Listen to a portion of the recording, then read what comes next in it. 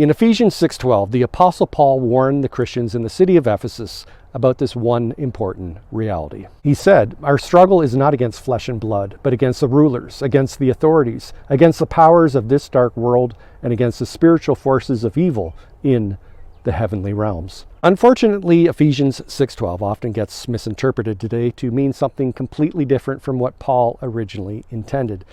And in the next 2 minutes, I'll explain how. So fasten your spiritual seatbelts and let's begin.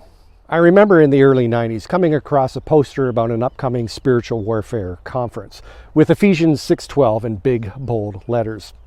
It also showed a cartoon image of a transparent building. On the outside were some very determined Christians holding a battering ram, attempting to smash through the front doors. On the other side were demons who were frantically trying to barricade those doors, and behind them was one of their captives, an unsaved person who they had shackled and chained against a back wall, who was now grinning from ear to ear, knowing he was about to be rescued. And ever since then, that poster has summarized for me how Ephesians 6:12 gets misinterpreted. That somehow prior to us coming to Christ, we were like that guy in the poster, held captive, enslaved against our will, played by the dark spiritual forces of this world as though we were helpless marionette puppets.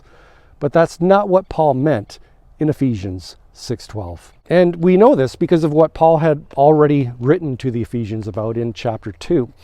In the opening verses, Paul reminds them of their former lives before coming to know Christ, how they had been separated from God because of their disobedient and unregenerate hearts, and how they followed the ways of this world, and how they followed the dark spiritual rulers of this age, who, Paul added, were at work in those who were disobedient. In other words, the reason why the forces of darkness had any power or influence over them was because of their former unrepentant, unregenerate state. So what did Paul mean then in Ephesians 6:12?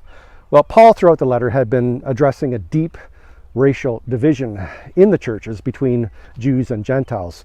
And he wrote how that barrier of hostility had now been broken, how Jews and Gentiles were now one in Christ. So they should stop seeing each other as enemies and instead focus their attention upon the real one.